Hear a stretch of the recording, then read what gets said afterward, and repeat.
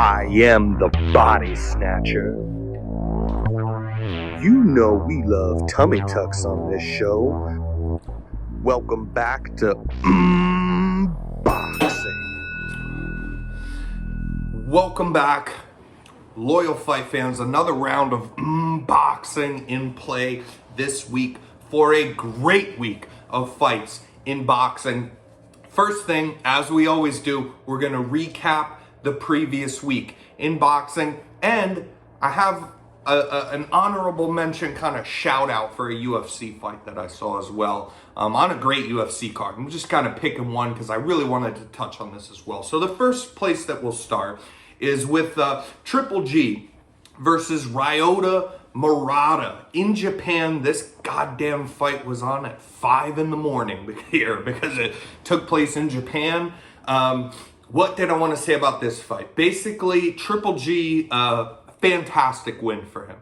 Fantastic, fan-friendly win for Triple G against the guy who's absolutely no scrub, a great name and a great fighter in boxing, and it was an epic win for Triple G. Now, contrary to some narratives out there, I'm more along the lines of people that you hear that saw the fight that Ryota Murata won those first 5 rounds. Maybe you can throw Triple G 1 round in there, but with the exception of 1 round in those first 5, this was all Ryota Murata, and I don't see how you can make an argument that it wasn't. And I was nervous for Triple G because that's the fight that I was seeing. Triple G, of course, stopping Murata in that 9th round, which is just fantastic. And he's doing Triple G things, right? Now, and just, it was great to see. Like, oh, the guy's back, and it was a fun night. Now, that being said, I am a little sickened by hearing, this is going to line him up. We'll do that Canelo fight again. Listen, the Triple G that I saw, he's never been fast. He's always had the chin and the power, and he does still have that. But he's slower than he used to be noticeably. His reaction time which is a very important thing, because he does like to counterpunch people as well. His reaction time was extremely slow. Both him and Murata, until Murata was extremely hurt in that 7th, 8th round before he got stopped. Before that, there was just not a fucking moment of head movement in this fight from either guy. And if you put him in a fight, Triple G, nowadays with Canelo Alvarez, it's going to be sad. It won't be competitive. It's not, I don't think he could win. It won't, mark my words, it won't be competitive, and it will be sad for how uncompetitive it is, and you will see Triple G actually get stopped for the first time in his career. The guy's never even been dropped before, and you'll see him straight up get stopped in that fight. I guarantee it from what I watched. How slow the guy's reaction time is, his punches coming out in general, the lack of head movement, the lack of defense. Also the fact that Triple G's 40 years old, so just God bless him. Nobody can help it. But he's been in a lot of wars. He has gotten hurt before several times, especially by Derevyanchenko, even Kell Brook, even a couple times by Canelo. So it's caught up with him, man. And one thing that he's always done is keep a higher guard because he doesn't use head movement. And so what was exposed by Sergey Derevyanchenko, nonetheless, which is why we love this guy, right? Nobody knows about him or talks about what started all of this. It was that fight. It exposed Triple G that he doesn't like getting hit to the body. Not only does he not like it, but he's open for it because he's always using that high guard, because he doesn't come down, up and down with it to put his elbow under and block the body shots. He just keeps that high guard, and all he'll do is clinch it up or try to back up. So his body's just there all day. Just wrap around those fucking elbows, and it's right there to be had. We saw it again in this fight. He got hurt to the body by Ryota Murata in this fight. And he's wincing, and it's just, who's a fucking, that's Ryota Murata, and these are people that have done this before in Derevyanchenko. Now, who's one of the most vicious body punchers in boxing? Is it Canelo Alvarez? Rippling left hook and left under to the body. He likes the same side, kind of deal. why would you do that? Why would you do that fight? And not only is Triple G older and deteriorating a bit, which he can't help it ain't his fault, dude. You know, he's had a historic career, a Hall of Fame career, as a matter of fact. And he's a legend already. God bless him. Please let him ride off with this great win over an excellent fighter. Not a step, way down in competition. A great win over a great fighter in an exciting way. Let him ride off with this, or if he wants to fight, put him against just somebody else. We do not need to see him with a Canelo that is not only in his prime, at the height of, the pinnacle of his heights of his career, right now at this moment in time, at the same moment that Triple G is deteriorating and 40 years old, and already we've seen the progression of, I thought Triple G won that first fight, as many people did, but nonetheless they gave it the draw. That is a bit of a robbery for him. That's unfortunate. But either way, we've seen that where the draw, right? You thought he won. The second fight, not that close in my eyes. Close, but Canelo definitely deserves, in my eyes, to have won that second fight, where he's not sitting on the outside trying to counter and box with him. He's just going after him, walking Triple G down, and doing way more damage and making Triple G get on the back foot and use not much else but a jab, so you've already seen that progression, and then not to mention that they're at way different stages. One's at the bottom of their career, one's at the top, the height of their career. Not only that, but you're getting a Canelo Alvarez that's basically, who knows if it would even happen, because Canelo's formed his body into being a 175, or Triple G just fought at 160. Well, they meet in the middle at 168. Yeah, you're going to see Triple G get stopped. I don't want to see that happen.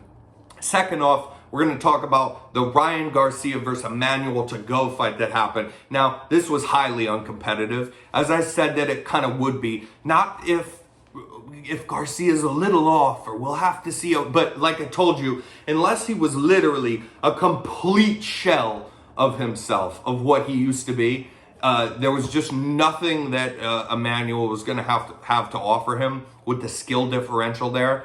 And that turned out to be that way. But what did I tell you too? He's from a region in Ghana where all the guys that come out of there are super tough. And that's the word I use, tough. Not strategic, not excellent fight, not just very, very tough.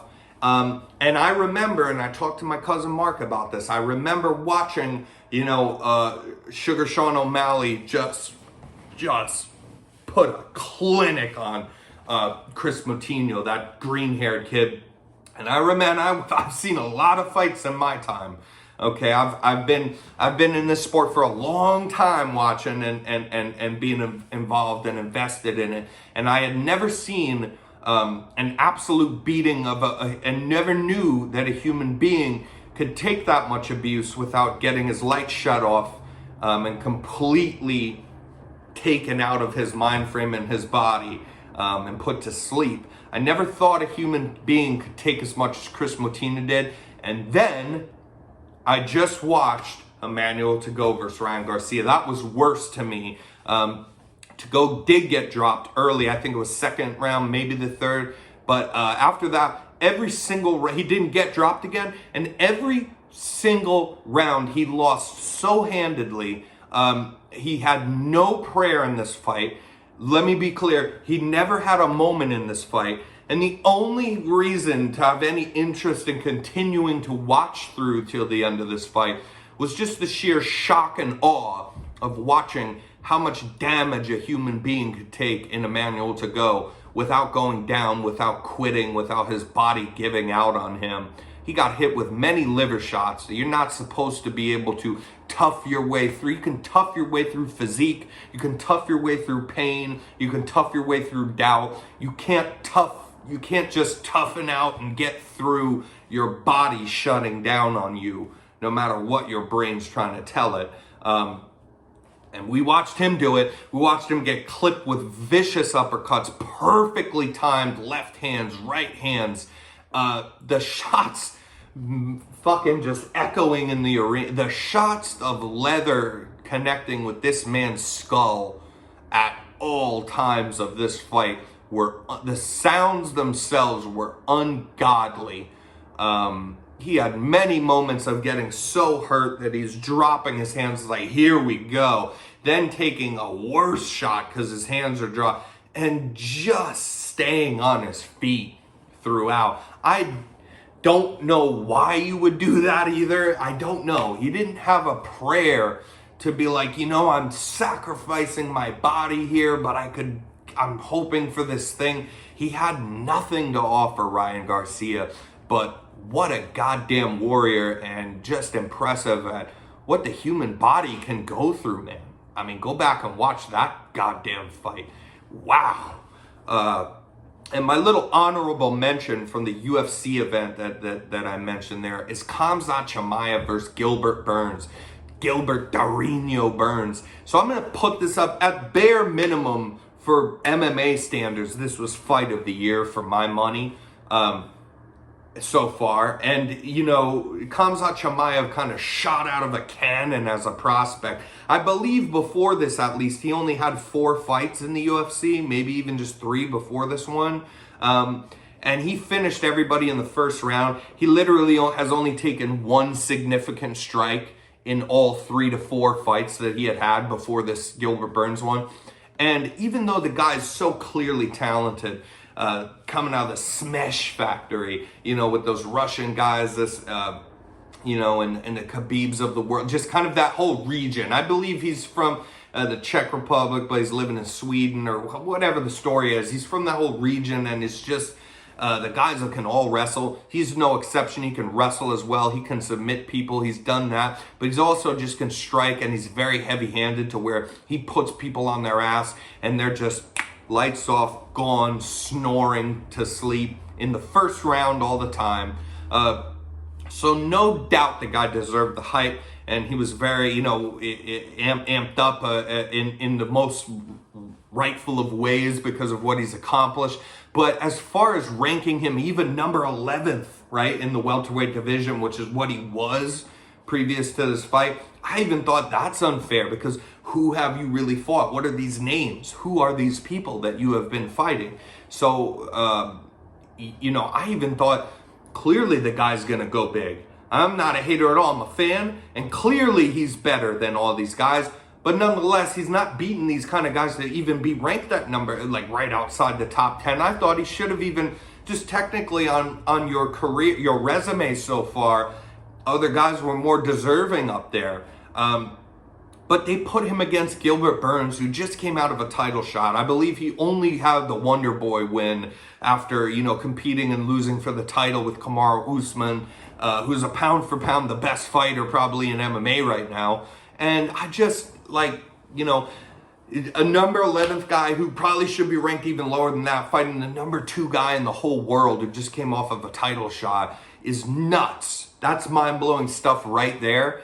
And the fact that he got the win, and he did deserve the win, is fantastic. But Gilbert Burns let this boy know, you've never been hit before. You've been hit once in 4 fights? Okay. Well, we're going to see what's going on now. And, arguably, now Khamzat brutalized Gilbert in this first round, cut him open. I believe dropped in just a very dominant round from Khamzat, but kind of blowing his load all at once. Just dumped his stamina tank, is done, kind of almost. And round 2 starts, Gilbert bleeding all over the place, and just puts it on Chimaev and shows him what veterans know, what veterans know. He took that beating in round 1, not like he took it meaningfully, but, because Khamzat's good. But I guarantee you Gilbert was thinking, you're doing the most right now. You're doing way too much, because you won't finish me here, and let's see what round 2 looks like. And lo and behold, I would argue that out of all 3 rounds, the most dominant round there was number 2 for Gilbert Burns. And then Khamzat kind of wins 3, but his coaches have to tell him, stop fighting like this is a street fight, or like you're fighting some guy in the bar. You're fighting the number 2 ranked guy in the whole fucking world right now in Gilbert Burns. And he just taught you a lesson here in round 2. Use your jab. You're longer, you're bigger than him. Stay on the outside, win this goddamn fight, and that's what he did. But man, I just wanted to touch on this, especially for male athletes in a fighting sport. You can see great fights and they're not all like this. Every now and in boxing or MMA, every now and again, you see a fight like this. And this is what this fight meant to me, where skills win at this high level. That is what you need. You know, heart and toughness is great, but you need skills, right? And it's very rare, but you see it just sometimes. I saw it in the Chandler versus Gaethje fight, and I saw it again here, where two guys literally almost have an ego thing. It's a battle of wills, and instead of coming out and playing chess, even with hard shots or no hard, like you can still be playing chess in a very exciting fight. And instead of playing chess and just being like, okay, and there's a fight, and he's doing this, so what can I do? You know, how can I counter him when because he keeps doing this one move? Instead of doing that, sometimes you just see these guys go out there and go, they both almost have this intention without it ever being spoken before. And they both know what they're getting in for. And they both are kind of just on that same page where they go, I'm about this game. You know, no, yeah, I'm thinking the same thing as you are. This will not be a fight like people think it will be, a skillful fight of who's better. This will, and they just like agree on it without words, an unspoken agreement that's almost like, this is not that. This is not what people think it is. Only me and you know. This is a battle of wills and a battle to see if I can break your spirit. Whose spirit is going to break first? And if I can't break your spirit, then secondary to that, I will, I'll take breaking your body. But what I really want is to break your willpower, and break your spirit. And they just have this kind of driven war to meet in the middle and just clash until somebody breaks, and it's rare, man. And when you see that fucking thing, that was like Chandler Gaethje, and that's why I love that fight so much. This was like that. These were two guys that were literally like, oh yeah, every shot, oh yeah. And they weren't really thinking so much in there. At least maybe round 3 a little, but yeah, it was a battle of just fuck yous. And I'm more stubborn than you.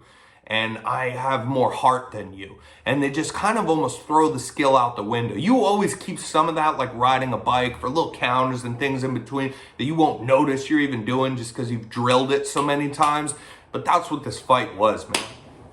And let's move on. Let's move on to this fantastic weekend of fights that we got. And honorable mention is Conor Ben's fighting on DAZN. You know we love DAZN, and we love Conor Ben. And he's a very high-class welterweight. He's fighting some guy and just going to absolutely obliterate him and kill somebody in there. So if you want to check that out, that's on DAZN. But the real card for this weekend, and thank God because it's from a promotional body, we've done a special episode just a few episodes ago, if you want to go check it out, on the different promotional bodies in boxing, DAZN, ESPN, Top Rank, Showtime, PBC, and saying kind of who's the best and what their business models are for paying the fighters and whatnot, and how that correlates into matchmaking.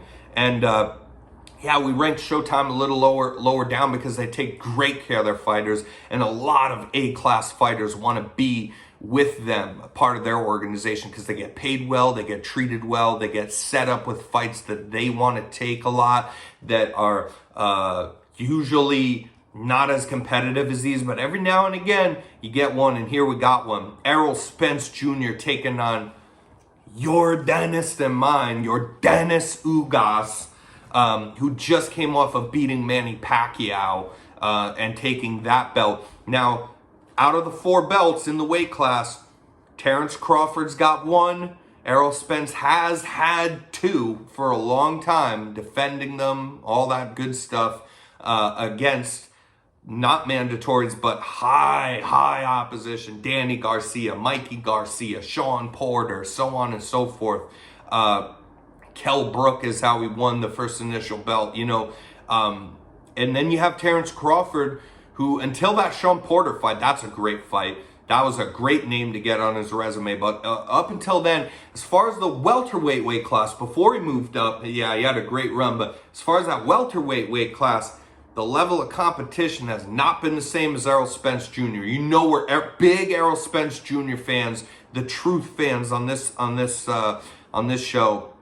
But he's taking on your Dennis Ugas for that third belt. So if he wins this fight, he has all 3 belts, and Terence Crawford's just got the only other one. And how do you not put that fight together? Errol Spence has talked about already that he has told people for the 1,000th time, that's the only fight I want. If you do not get me Terence Crawford after I beat your Dennis Ugas, I will move up in weight. I'm moving up in weight. I'll relinquish the belts, and I'm just fucking done with that, because he is bigger and he's getting a little bit older, so he should move up in weight. But God, I hope we can finally see Terence Crawford and Errol Spence, so that I can just rub it in everybody's face for this whole fucking time that Errol Spence Jr. is an absolute madman, a man's man, a fighter's fighter, from the South, very soft-spoken, and just an absolute animal, and waking up and choosing violence, looking for brutality in the ring. Man down is the saying for Errol Spence Jr. And yeah, this fight with your Dennis Ugas is big for the belt reasons. It's big because your Dennis Ugas, a great fighter, also, fought Sean Porter. A lot of people said he should have won that Sean Porter fight. And just came off of the Pacquiao win as well. So basically, your Dennis Ugas got a high guard, though. And how he won the Pacquiao fight is, you have to remember, Ugas is bigger.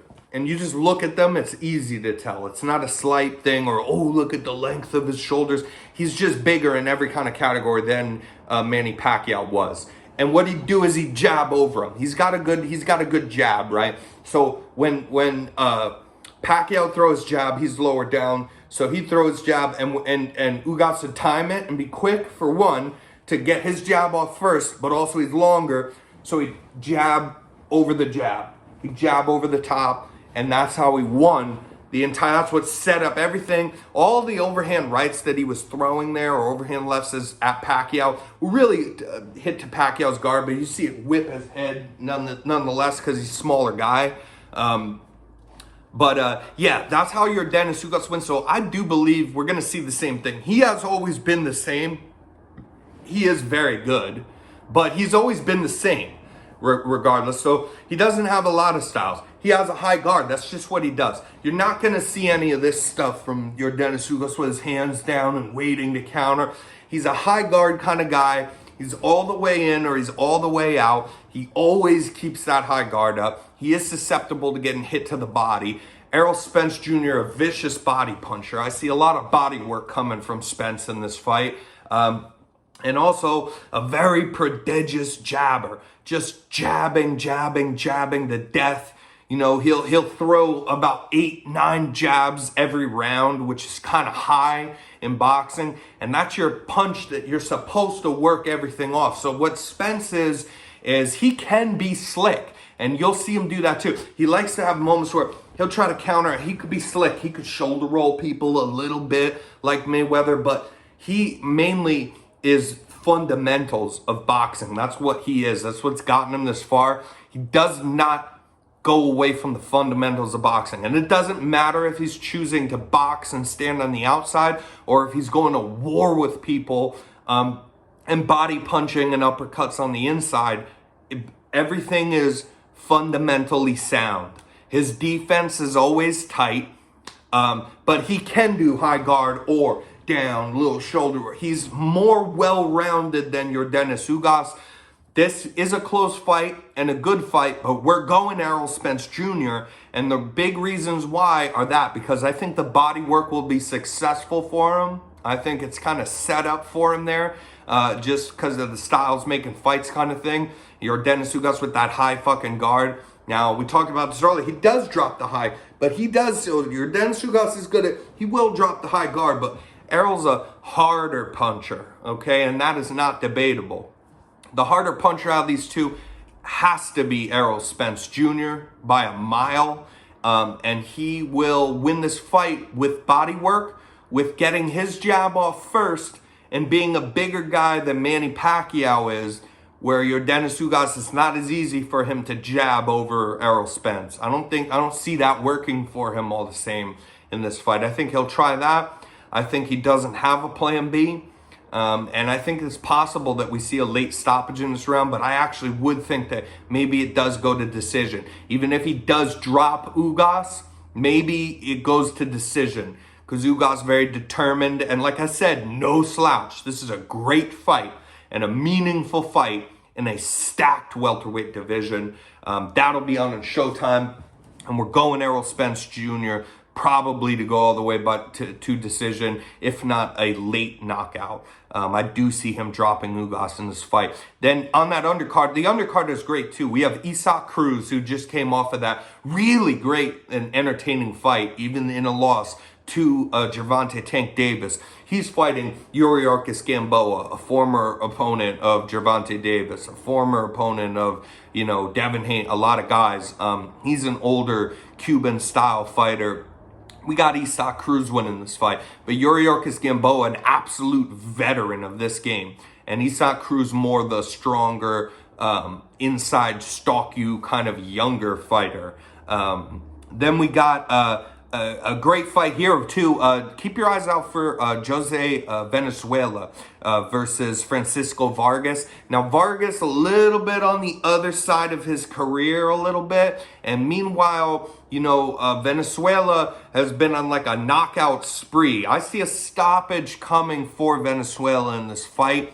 And a legend of the game, that's another name that a lot of people don't know about, he's fought great fighters. He's fought the greats of his division. Josecito Lopez taking on Cody Crowley. And we see Josecito Lopez definitely getting this win. We're big fans of Josecito on this show as well. And he's not out yet either. He's one of these guys like the Puerto Rican Rocky. He's one of these guys like Gabriel Rosado, who will lose fights sometimes, but that's because he's always fighting the best level of competition. He's a Derevyanchenko, always fighting the best level. So he has some really good wins, and he has really great performances against people he had no business being in the ring with. And those are the guys we really appreciate here, because nobody else does and nobody else will. I appreciate them. Josecito Lopez, one of those guys.